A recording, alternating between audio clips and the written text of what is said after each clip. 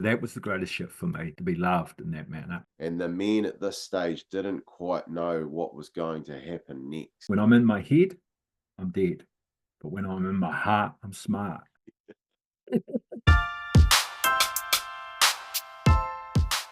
8 men standing on a hillside, 3 days deep into really starting to look at themselves. No phones, no technology, no coffee, no drugs, no alcohol. And they were perched on the side of this hill, which had a beautiful flat step carved into it, a natural amphitheater looking to the east as the sun slowly started to crack over the horizon. And in front of these 8 men was some soft rolling hills covered and cloaked in the native forest of Aotearoa, New Zealand, the descendants of Tane Mahuta, native trees carrying the essence of life.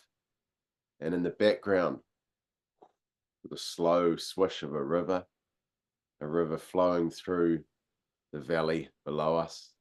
And these 8 men, they stood there looking out to the horizon, reflecting on what they'd been through, reflecting on the words they'd spoken themselves, but also the words that they'd heard from each other.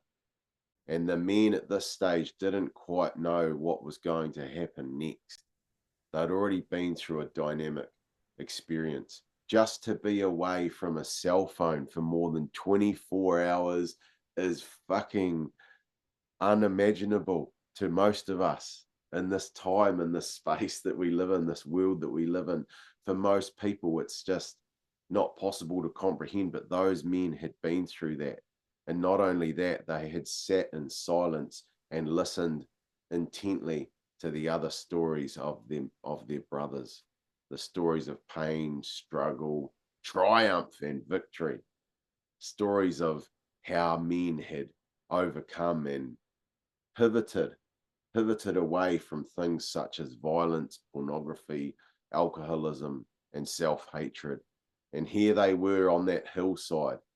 The day had broken after 2 days of rain, consistent rain, misty, cold rain in October in New Zealand, Taranaki, where the rain, when it's lightly raining, it's just in the atmosphere. It's not falling from the sky. It almost seems to just bubble out from the air itself and it sticks to everything. So this day was a breath of fresh air for the brothers as the sun started to crack.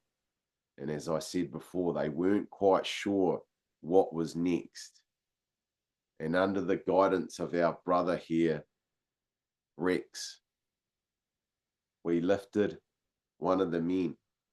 We lifted him with our hands, hands under his head, shoulders, hips, and legs, and we slowly embraced that man and lifted him up to the sky. And we held him there. We simply held him there.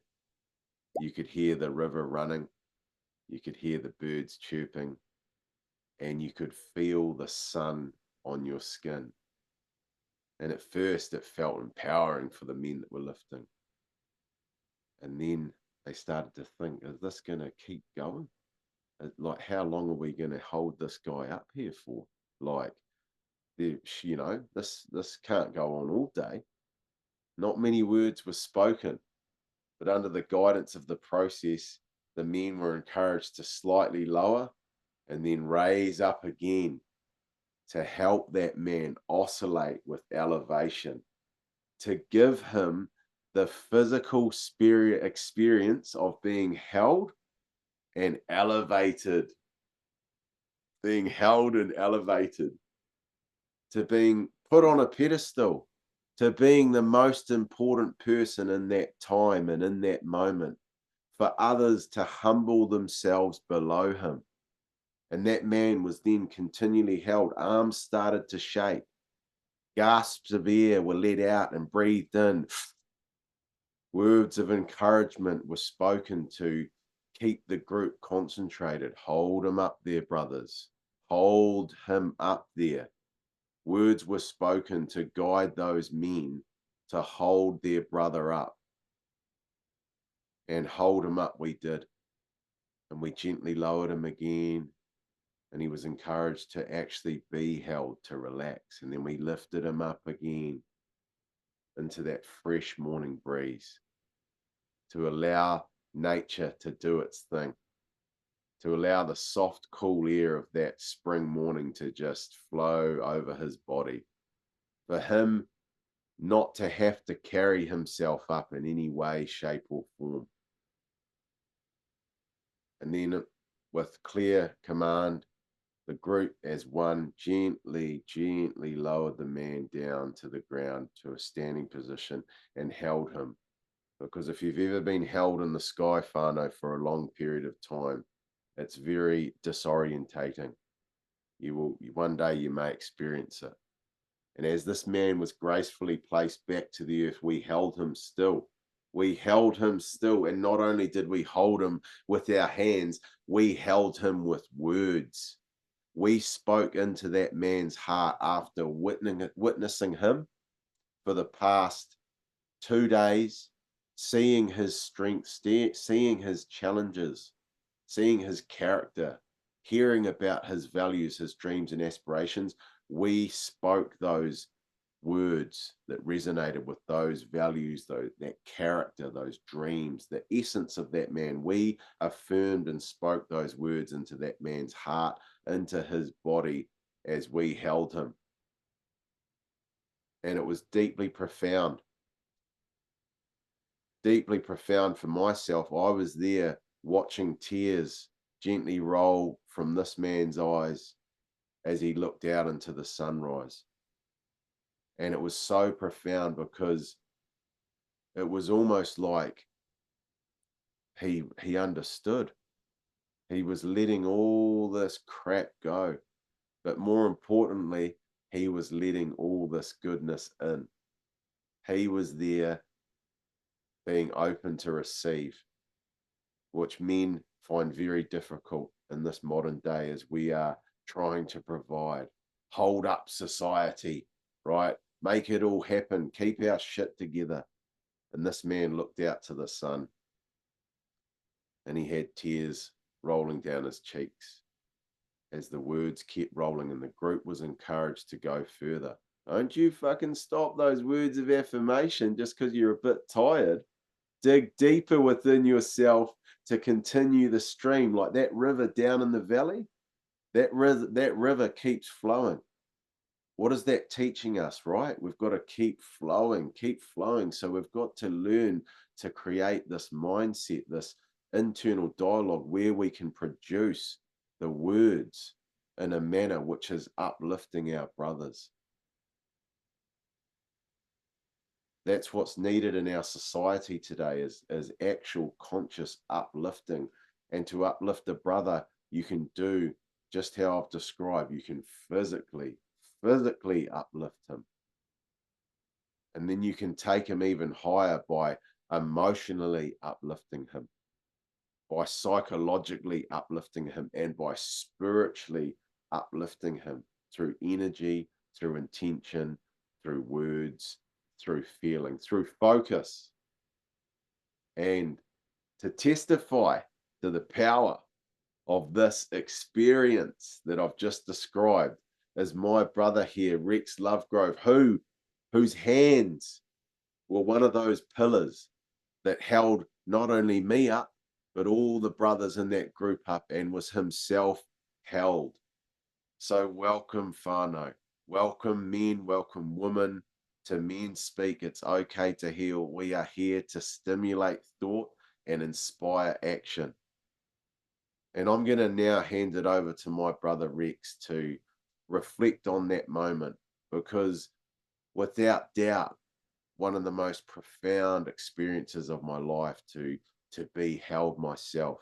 I still get surprised myself when I go through this process of being physically held, when I no longer have to keep my shit together. I don't have to stand upright. I don't have to be aware of my posture. My job is to relax and receive. And not many of us are getting that opportunity, but I want to now tap into Rex's experience of that moment and to see what information and reflection is available for us to learn more about how we can grow, how we can let go, and how we can let in. Thank you, Brother Rex.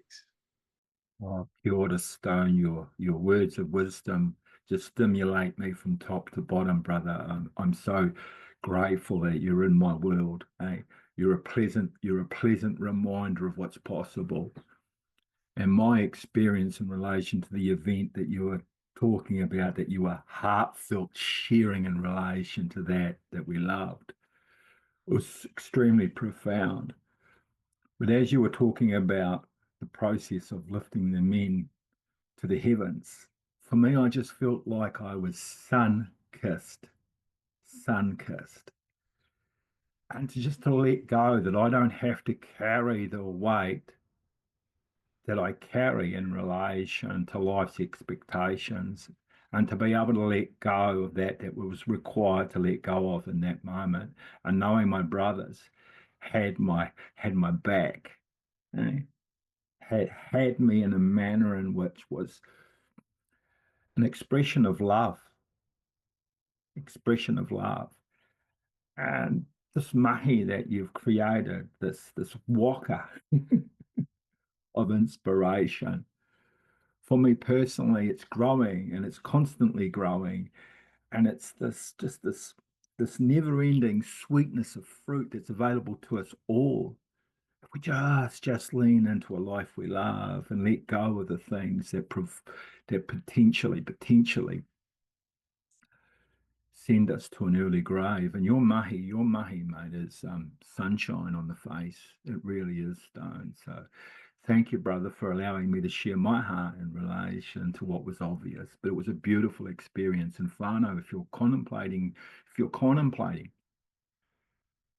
bringing more of who you are into the world, I encourage you to do this mahi. I encourage you to put your hand up. I'm 64 years of age. I'm 64 years of age. And I'll do it again at a heartbeat. In fact, I am. In fact, I am. So age is not a barrier. Eh? Welcome to the warm embrace of Brother Stone. And of course, that's what we're here to discuss on this episode of our podcast, Men Speak. We're diving deep into this experience called the Warrior Within. The Warrior Within is a 3 to 4 day men's well-being experience, and we want to go a bit deeper to give men and women information and insight to what Rex has referred to as the mahi, or the work. The work. We hear this term like doing the work. What is the work? And I want to give a little bit of a backstory on the Warrior Within for the viewers out there, why it was created, why it exists, just a bit of a quick history or whakapapa, a genealogy to this experience that's continuing to grow. So the Warrior Within is deeply tied into my personal journey of growth, expansion, and getting to know new parts of myself, getting reacquainted with parts of myself. And Rex and I have discussed this in the past. A lot of it for me stems back to sobriety, to taking the stand within myself to no longer put stimulants and substances in my body that were compromising my health, not just my physical health, but my mental health and my spiritual health, because I didn't know who I was. Right? I thought I was just the dude that drinks every week, that's just having a hard time and shit's not working out. And I've got to drink this piss to feel any kind of emotion. And I will say piss, I'll stick with alcohol, because I made a video recently and I was talking about getting on the piss, and someone was in the comments going, this just doesn't make sense. Why are you talking about drinking and pissing at the same time? So for those of you out there that are on the international other countries, piss in Australia and New Zealand is alcohol. When we're talking about drinking piss, it's like drinking alcohol. And that right there should be an indicator for us all that maybe that's not quite a good idea to be drinking piss. Some people were going to talk about urine, drinking aged urine, and the benefits of that, right? But when we regard urine, it's like an extract. It's the body's way of extracting poisons or toxic substances from the body. So it's interesting that that has landed it in as an analogy or a slang word for alcohol. So the warrior within deeply tied into my journey of personal sovereignty, regaining control with aspects of myself, particularly around using substances, drugs, and alcohol, which then led me to, once I gave up those two, then I started to cultivate my sense of awareness, and then began my abstination from pornography, which has been over 3.5 years, which was another powerful layer of awakening and realizing I'm completely out of control. I like realizing, holy crap, I can't control my sexual compulsion. I'm needing to view this material to gratify myself, to seek something outside of myself, to validate myself, this compulsion. So stopping the alcohol and the drugs then let me see how deeply the pornography was affecting me. Because for a lot of guys, they think it's their right. They think it's their right to sexualize a woman just because they can access the imagery, and that she's, in a lot of cases, possibly doing it for her business or whatever. Guys think that they have the right, but what a lot of men don't understand is what we see continually is what we start to program our subconscious with. So when we're continually watching sexual acts, that's programming the subconscious to sexualize all of those around us, all experiences we have, and it's a sickness of the mind. So getting clean from the alcohol helped me then go into those layers, and then getting into self-development, meditation, starting to experience having snippets of moments through meditation going, fuck, look, like seeing myself for what I'd become, and then actually realizing I can change that. I can actually, if I shift this thought. But the first step was cultivating that awareness. And as this change went on, I just felt so excited. Like, people, I had to know this. Like, I had to know this, right?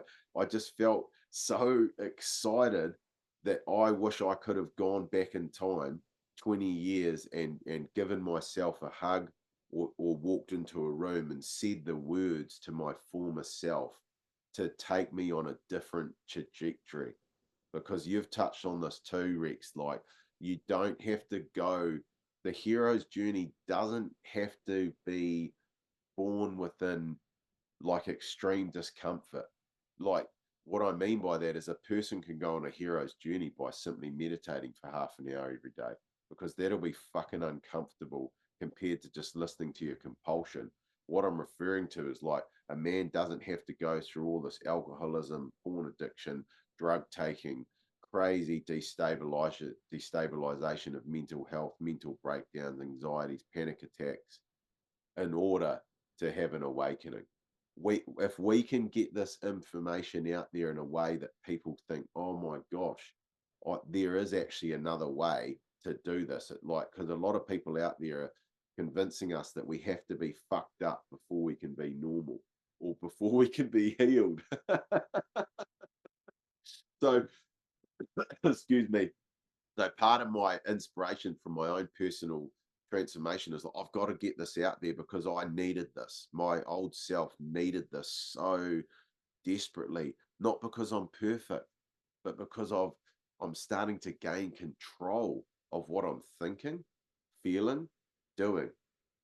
And that's you can't buy that. You can't buy that personal sovereignty, which is yourself being in relaxed control of what you consume, visually, orally, eating, drinking. So that's why the warrior within started, because I knew I had to get this information out there, going through a process of purification, which is ongoing, right? Because not here to claim that I'm perfect, is that it can be, there's tools and practices that can be applied that will change the outcome of your life. For example, our story at the beginning, holding and uplifting a man for an extended period of time. That's never seen that done only when people are on the piss. and it normally ends in a fight or a scrap, people holding people up, no one's conscious, or at a rock concert, but actually doing it consciously, simple tools like that. And you and I saw this over the weekend last month, Rex. Men having a shift, having a profound pivot in the view of themselves, just from simply altering their posture. Because unless we're sleeping, we're often just upright, walking along, and walking is a really interesting thing. You hear people talk about walking meditations. Well, as you're walking along, you're programming. As we're walking along as a human, we are running a set of programs, and it's like the walking speeds that up because we're physically going to a destination and affirming that belief with the behavior, whether that's walking into a bakery, walking into a job, walking into our bedroom. If we're not aware, there's this deep program of just awareness or lack of awareness it's running. So try that. Try that out there, listeners. If you're walking into a shop, see if you can be present for every step, for every breath as you walk into that shop, or as you pause this podcast and maybe go to the bathroom. Can you be aware of every step you're taking and every breath that's oscillating as you walk to that? Or do you just find you losing yourself? Right? That's my big thing at the moment, is bringing that awareness to the micro level. And it takes a lot of work, a lot of focus to do that. So circling back, I had to share this. Mahi. I wanted guys to experience this new level of awareness that I was experiencing. Life without alcohol, life without coffee. That was one of the other big things that I stopped when I stopped alcohol. I gave up coffee for 3 years. Recently, I started drinking coffee again, but I'm now over 100 days off the coffee, because it's just, for me, not worth it. Elevates my, well, that's probably irrelevant, a small minor thing, but it's an important aspect of the retreat to be caffeine free, to give us that break, to break one of those loops. Coffee is nothing's inherently bad. It's just everything has a way that it expands in certain environments. One of the brothers talked about planting seeds. Like a seed can grow in darkness, a seed can hold on to its vitality for years in the right circumstances, and then all of a sudden be the beginning of a brand new forest. So that's what we're doing here, is we're aiming to create an environment to nurture the seed of awareness that we all have, and nurturing it in such a way that it's going to blossom. So that's why the Warrior Within was created. The first one I ran was in 2022, I believe, the summer of 20, or was it 21? I'll have to check that date, but that was in Taranaki here as well, 3 or 4 years ago, and it's just grown from then. And it's just important. It's my calling to bring men into this work, to help them have a perspective shift. That's the main thing. So that's why and how the Warrior Within was created, as a manifestation of my own personal transformation into reaching and discovering more personal sovereignty, self-control, self-discipline, self-awareness. So does that make sense, Brother Rex? You may have some questions or data there, or something you want to dig a little bit deeper into about the Warrior Within and how it was created. Yes, brother. As I feel into your corridor, you made reference about pits and associating it with alcohol.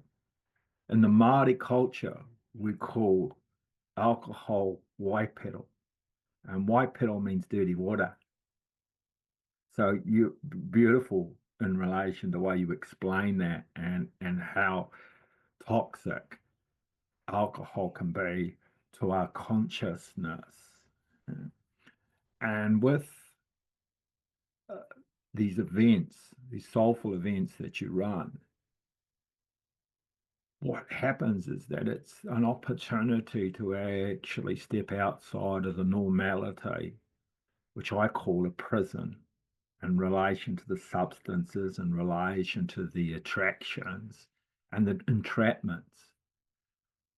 And so, in relation to doing all this work, bro, what's been your biggest insight, your shift? What has been that aha for you? And I know there's been many. I know that there's been many. But let's face it, even when we are participating as practitioners, we shift too. So I'm curious about the shifts over this period in which you've experienced in regard to the warrior within. Yeah, okay.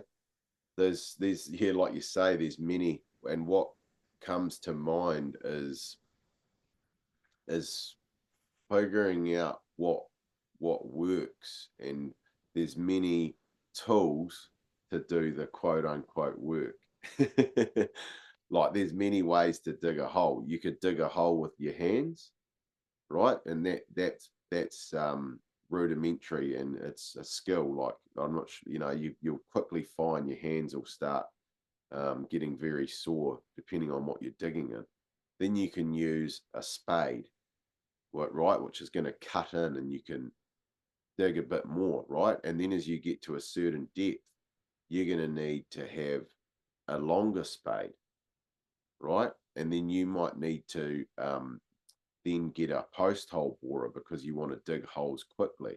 So that analogy there is about the work. There's different ways to do the work, and when I guess to stay with the digging a hole analogy may not be the most appropriate thing, but it's what's coming to mind. If you're digging a hole alone, it's a freaking slow process.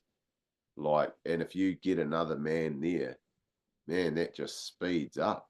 You could either be digging a hole at each time, or you could be digging one together and moving the excess dirt to where you want it for another thing.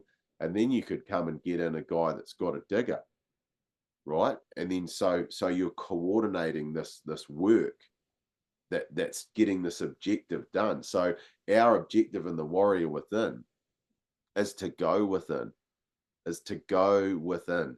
It's to call upon that ancestor who is the embodiment of all our ancestors, your ancestors, or the particular man, and to capitalize on his warriorness, if that's such a word, his ability to go to war. Because you've mentioned this before in some of your radio shows, the civil war within. That's what we're creating a warrior for, is to go to war within, within, to slay that proverbial dragon in ourselves, or to tame it, or to look it in the eye, or to ride it, or to befriend it. It doesn't have to be war as a metaphor for this conflict that exists in our minds.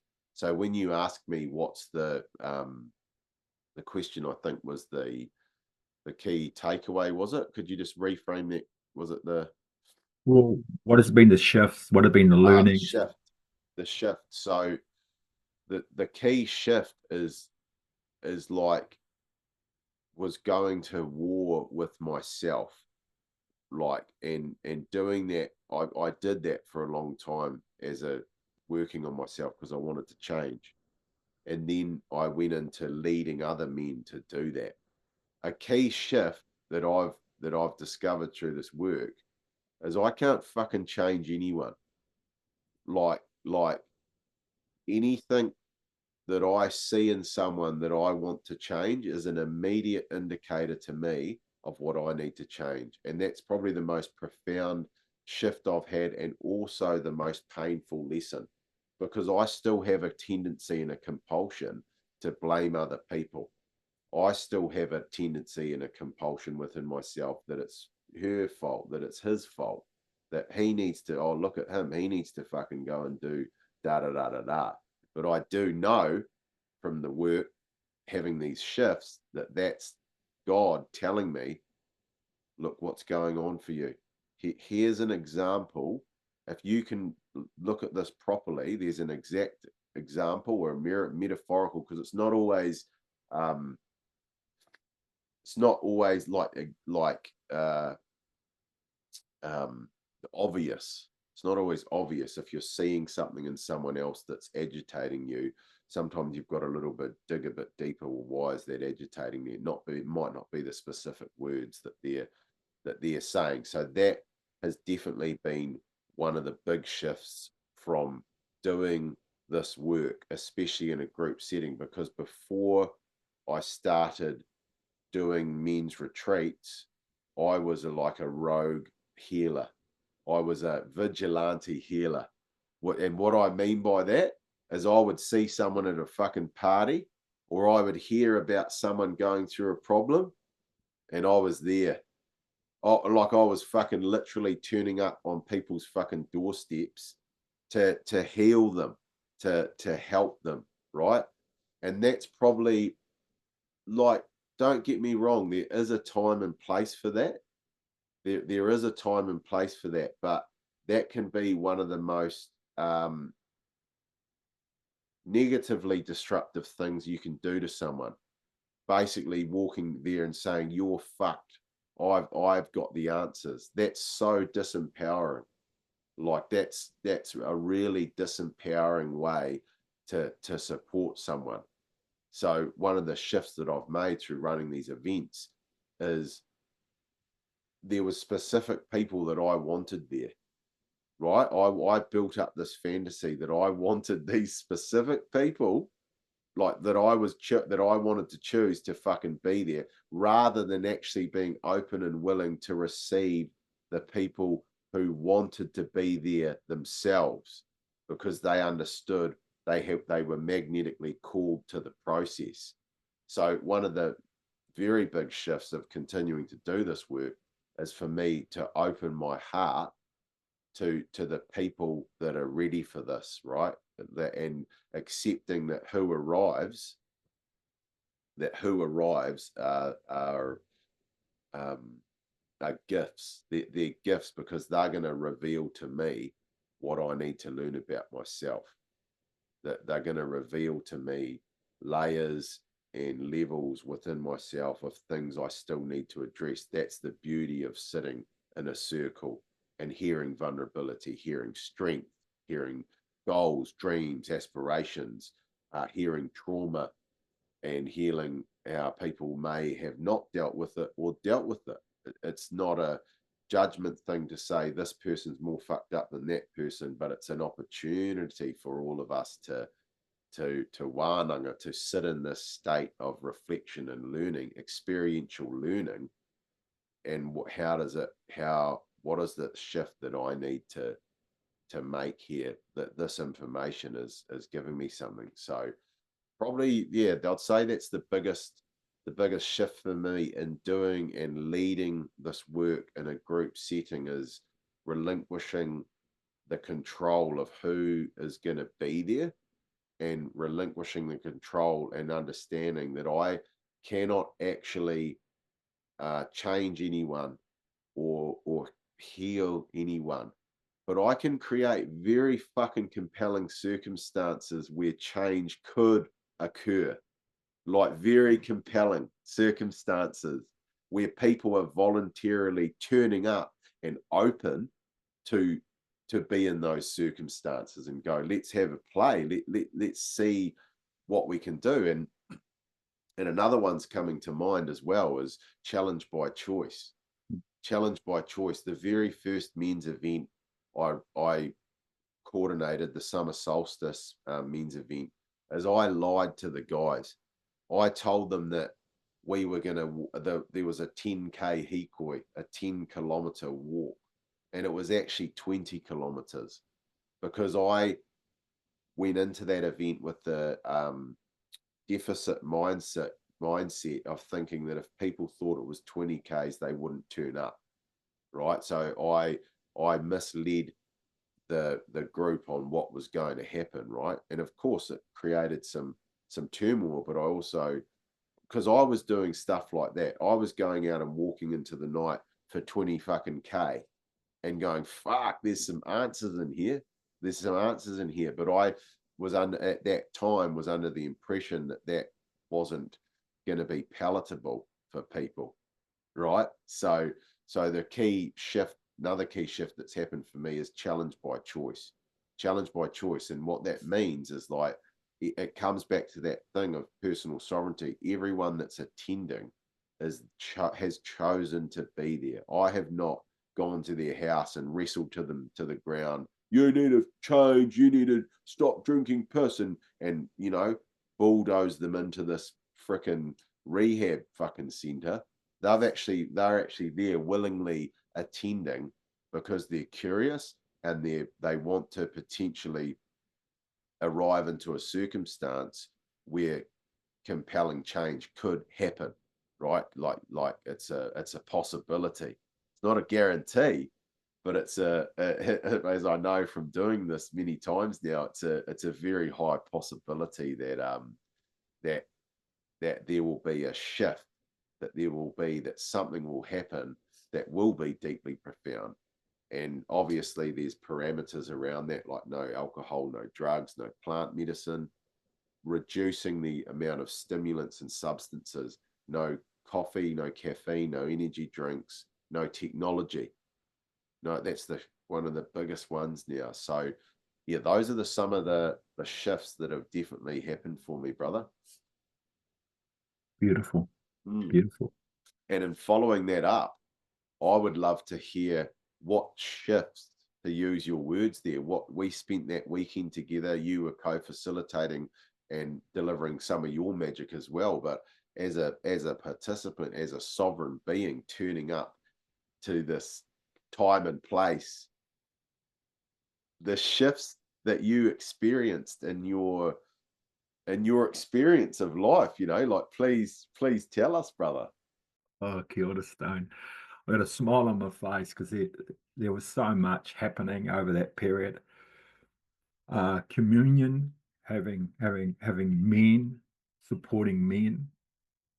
That was an extremely soulful experience because it's been a while since I've felt that, knowing that the men beside you had your back. As you know, I struggled in some of the activities heading down to the awa, and just having men such as yourself hold my hand and to be in a place where I allowed that to happen too, because there's a level of pride that I have, and sometimes it's foolish. So to have that, and of course uh, the therapy associated with the awa, allowing that coolness to wake me up. And it's a form of meditation. And for me, it was very much like coming home, really, coming home, having been catered for, even though everyone participated in certain roles. But, the kai, um, the nutritional value, everything was clean. And to be able to open myself up to more of that I prefer to experience. So to allow myself to be loved was a huge shift for me because it happened on so many levels, so many levels. The conversations I had with the other men, and you allowing me to play and do that I love in regard to the intuitive mahi, the intuitive work. Yeah, it just put a smile on my face, and just knowing that the participants there were receptible to the magic that was there at our feet. But for me, the biggest shift was allowing myself to be loved by other men, to be held by other men, to be encouraged by other men, and to allow that in, not just to go along with it, but to actually feel it, to allow it to go and emanate through the essence of who I am. So that was the greatest shift for me, to be able to do that, to be loved in that manner. It was such an honourable experience, it really was. You've just touched on a point there about, which I noted, about allowing something in as Mm, opposed to going along with it. yeah. Like, and I'd love you to lean into that and describe that, because I can, through working with people on my online programs and the warrior within events, you there is an observation there that someone's not fully in it. Mm. They're taking part, but they're not allowing it. So what enabled you to allow it in, and as opposed to just going along with it? And how have you learned to tell the difference? Uh, uh, well, for me, it's when I'm in my head, I'm dead. But when I'm in my heart, I'm smart. And I have a relationship with you that's been building over, I don't know, I suppose 12 months at a guess. And so that trust and rapport that you and I have built, and you're opening the door for me to, play in your playground, which is my playground. But just having to know that Uffy, because one of my superpowers is that I can see threats before they even turn up. uh, the Kelly's heel to that, everything can potentially be a threat. So it was for me is that when I went into my heart, when I just softened and went into my heart, and what's the obvious action to take? It was obvious to hold hands with you, and we literally did.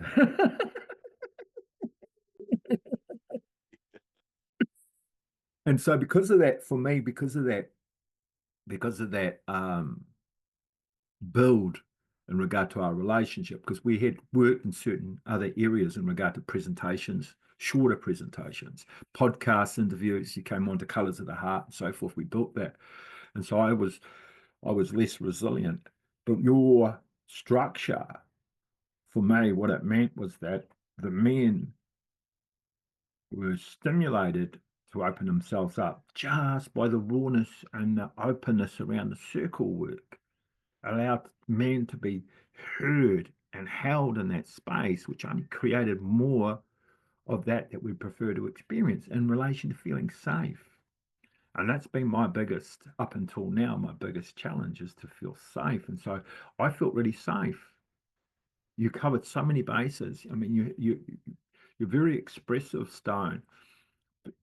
But when I'm present and listening to what you have to say, there's diamonds in your corridor, you see, and they're all built on a foundation of being safe and in your power. And often you say, you're powerful, and you constantly share that affirmation. And so for me, it was a no-brainer as soon as I stepped into that.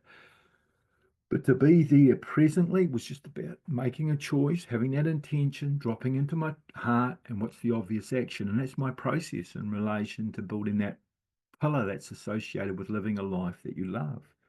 So I trust I've answered that question, but that's what it was for me. It's just, and I saw men, being some of the men were shy, some of the men weren't overly confident, and that's not a judgment because we all start from somewhere. And watching them actually own the power based on the um, safety net that you created, because you made reference, challenge by choice. And so when you have that, you have this willingness, because when you say, "Oh, it's challenged by choice," so the mind thinks, "Okay, I have choice here." So you push the envelope a little further than what you normally would, because there's always choice. You see, there's always the option to say, "Okay, enough's enough." So yeah, that was pretty profound. And as you know, I'm co-hosting co-hosting the next one, which I'm excited about, really excited about. So yeah, beautiful, brother. Thank you for that.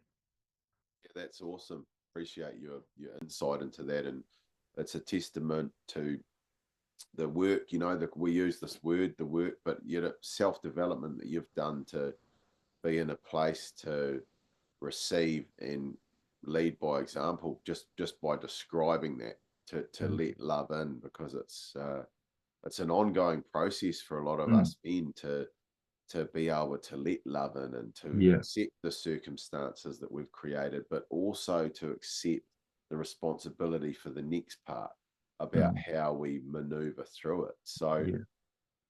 what would you say to a man out there? And thanks for touching on that. We are going to talk about our next event shortly, which is on December the 12th. But we really want to give you listeners out there some more information to understand what's going on in the event, in the process. And what I'd love you to expand on further there, Rex, is knowing, like, you talk about going into the heart, and I've heard that many times. And for my particular meditation practice, is I chose the third eye as my focal point. It's just what resonated to me. I read a yoga text a long time ago that said you should either choose the third eye or the heart chakra. That's what you choose. If you're an overthinker, you're a logical person, you choose the third eye as your focus point, and if you're more of an emotionally based person, you choose the heart. That's just what this text said, and it's just Yeah. what I've utilized. And it says never change it, never change it. But so what I have found interesting working alongside yourself and going through this process of the warrior within and unpacking this right now is I'm still learning to get into that heart space. Like it's exciting. It's like really exciting for me. Like I get glimpses um, of it, and I've had to personally really train the mind. Like, people say just get out of your mind, get out of your mind, but it's like mine had no fucking exit. Like no, no, like it was like you talk about a prison, man. Fuck, my mind was but shut, bolted, Mm. welded shut. So for me personally, I've had to really arrange things in there, arrange things, and almost come to the conclusion that, well, there's actually no way out. And that's been the way out. Like actually realizing that there is no way out because there's no fucking boundaries on it.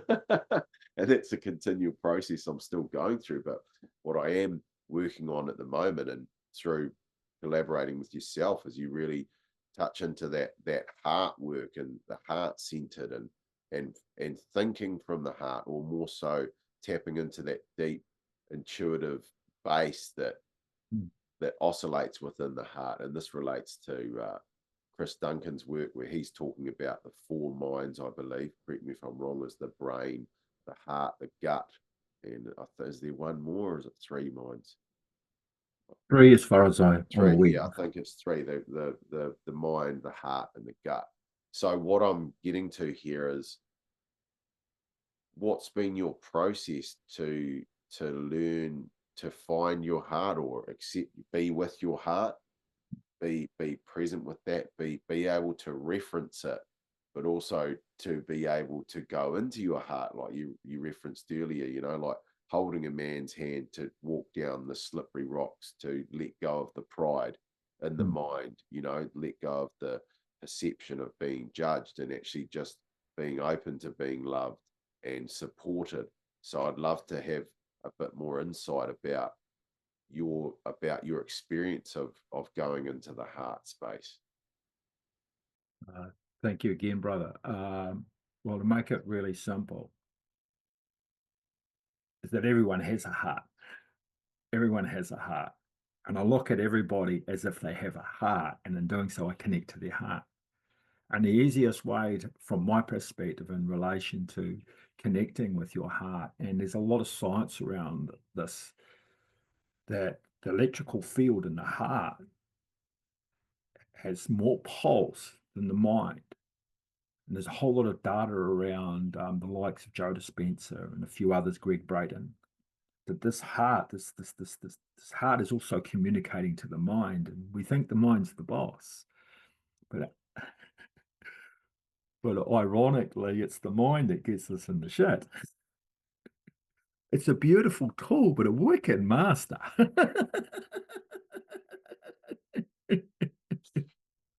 Touche. Yeah, beautiful tool, but wicked master. So for me, I just place my hand on my heart. So I make reference to it by doing that, you see. And then I follow the breath into the heart.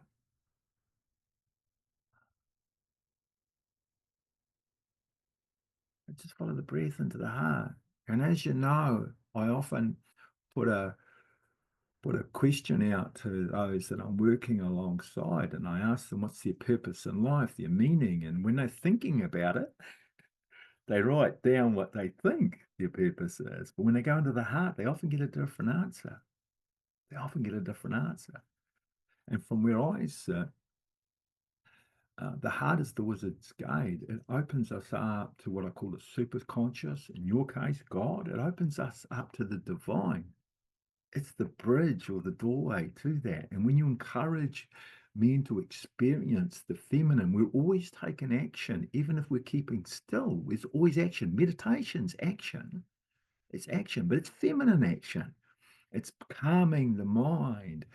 It's just being present to what needs to be present to, and then you take action. It's like I always look at it like this though. The feminine just comes up with the creativity that's innately in the heart, and the masculine, it's like, oh, you want me to do that, love? Okay, job done. Oh, nail that, love. But because our mind and our heart are often in different directions, it's almost like a bad marriage. But when you can integrate that, and then when you do that, you can have those relationships like the relationship I have with you, which is really organic, and you allow me to do my thing and you do your thing, and it works. And I always find, and again, you're an extremely intuitive man and you have a beautiful heart, but you operate from the divine masculine, and I like to operate from the divine feminine, and both those aspects are available to us both. But when we come together, it's like a marriage that's working in a beautiful manner. And I've witnessed your intuition, and it's from my perspective, it's pretty profound. And I would know. And it's when you drop into your heart, when you drop into your heart, when you lean into that, it's obvious. And then you speak into that, it's obvious. And then because you're a great storyteller, and that's the artistry of intuition is the ability to uh, play in your imagination, and you have that. So yeah, that's how you go into the heart. You play, you go into there, and you just get into that state of innocence. I look at the sky and see all the stars, and just in that wonder, and then I play, and in doing so, there's just this fruitfulness that occurs, and I'm making many of my major, what I consider choices. I made them from the heart. Even when the brain says there's no way, there's a whole lot of conditions that you need to meet before you actually can experience that. But I do it anyway. Yeah. So thank you, brother. Yeah, the key point there that landed with me was that recognizing that everybody has a heart. That's just a beautiful way to summarize it, that immediately humbles us, that we're all worthy, and it's there. That's how we connect. And the book you recommended to me, Chris Duncan's You're Not Broken, he talks about that. Just lost my train of thought with that. But he's it's like, oh, that's right. What he talks about this, and as you've referenced other people and science that's now observing this, is that when energy or an atom, or I can't remember the exact term he used, when a piece of matter is observed, it behaves differently when it's not observed. And like that's just profound. That links in with what you've said. Like when you observe, when you say everyone's got a heart, so I know I've got a heart, it immediately opens us up to beautiful possibilities. And how I would the exact opposite was that, which I used to experience a lot of, was I thought everyone was a fuckwit. So that's what I was too. and and so it's like what we observe is what we become.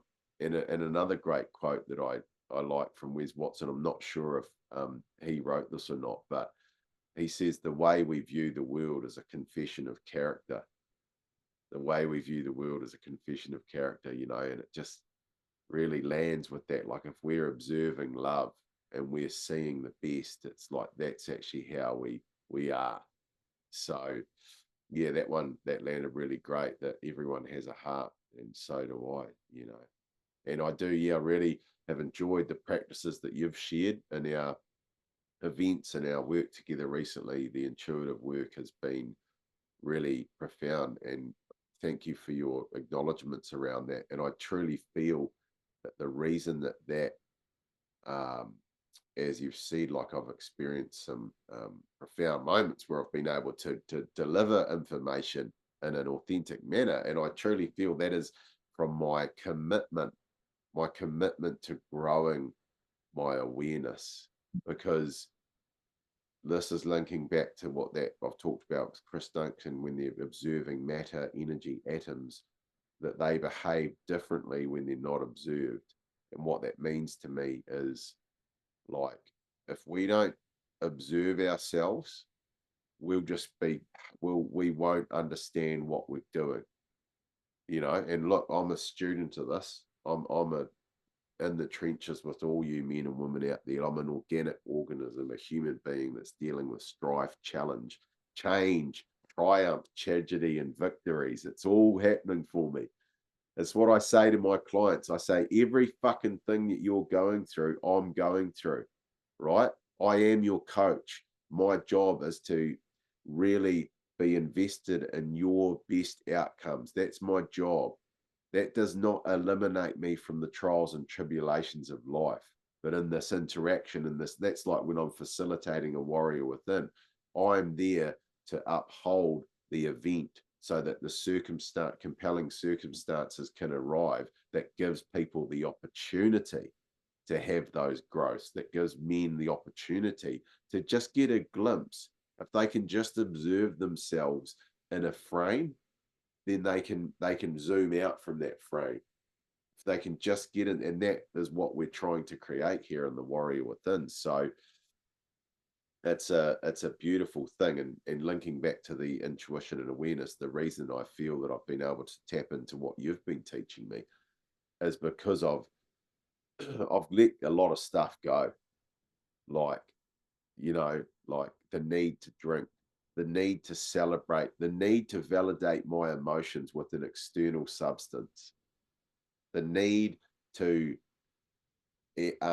externalize my sexual desire, like AKA pornography. Like that's given me room, bandwidth within my brain to actually be more aware, to observe that which was not observed, because those habits were compulsions. They were under duress. They were automatic programming that weren't being observed. They were just running. So when I've started to observe them, and I've built it through that meditation practice, which is ongoing, it's ongoing. I've got to do it. I've got to, like, to build awareness, you've got to be aware. And to be aware, you've got to be focused. And to be focused, you've got to be fucking present. And to be present, you got to be committed. It's like this. It's like this. It's a you can't have one without the other. And Mm. it's at first it's taxing on the human mind to be aware, because it just wants to go unconscious. So that's a bit of a ramble and rant there about your corridor, from inspired from, yeah, recognizing what we see in others is Mm. what we need to work on. What, the way we view the world is a confession of character.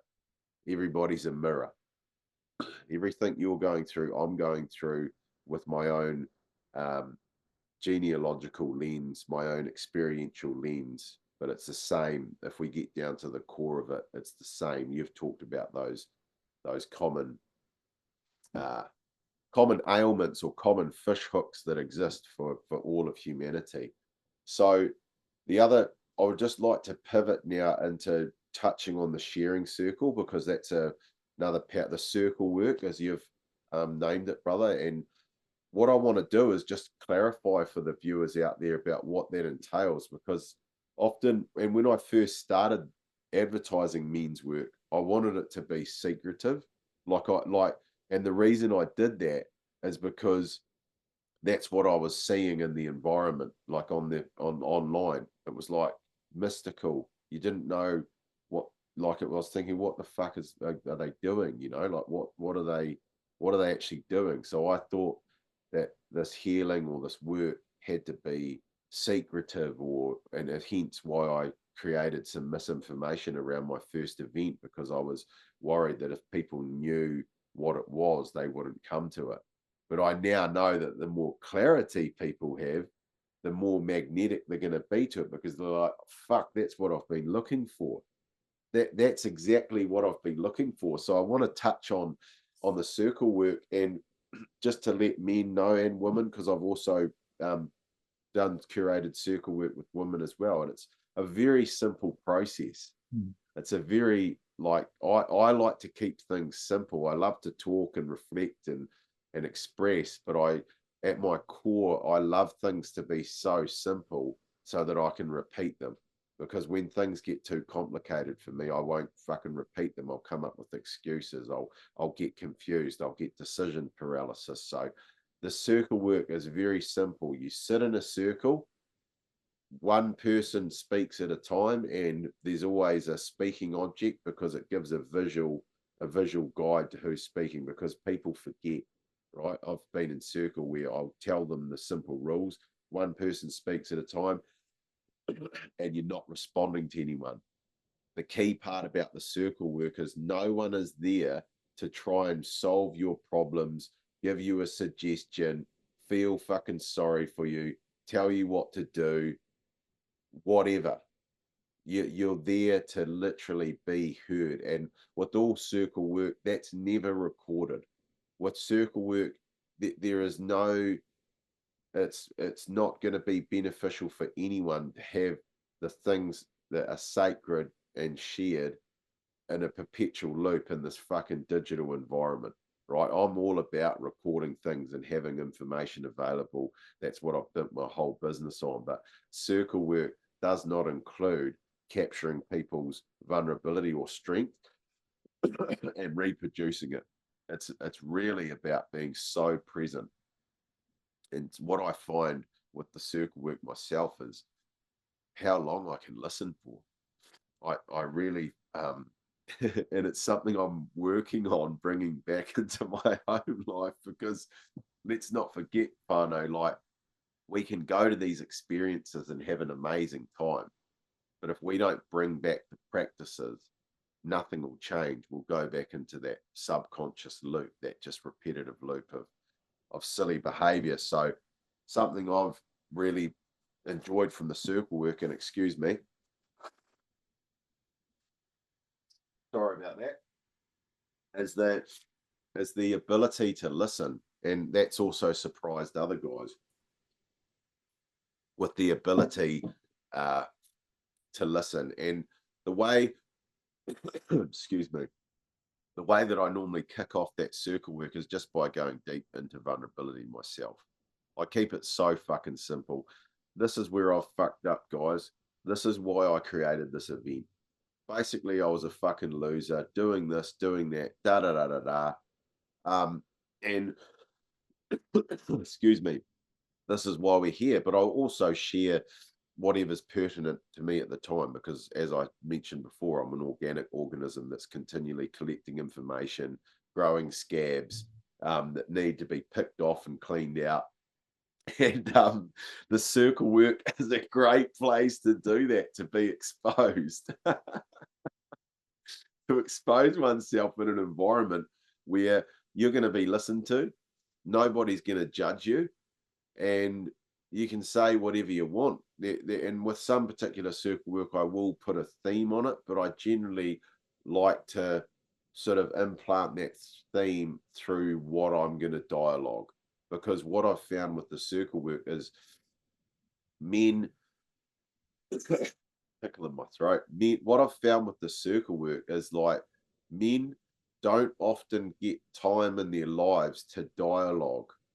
And when you can start to get into this dialogue, this continual dialogue, you can start to make sense of your own thinking. It's not the solution for everything, but it's another tool. It's another tool where you can use your mind, the profound power of your mind, which can in real time translate decades old trauma or express decades old fucking doubt in such a way that you will come to a conclusion about that thing that happened to you in a completely different way, or you will simply let it be free from your body. Like I've had the honor to witness and hear some quite intense things and seen the absolute relief within guys just for the fact that they could say it.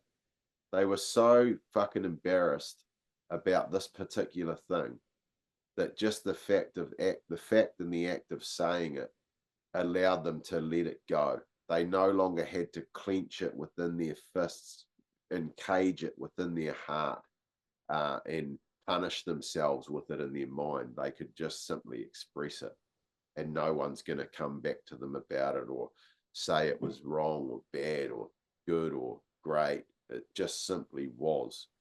So that's a bit of a reflection on the circle work, and I'd love to have your take on it, Brother Rex, about what you got out of it.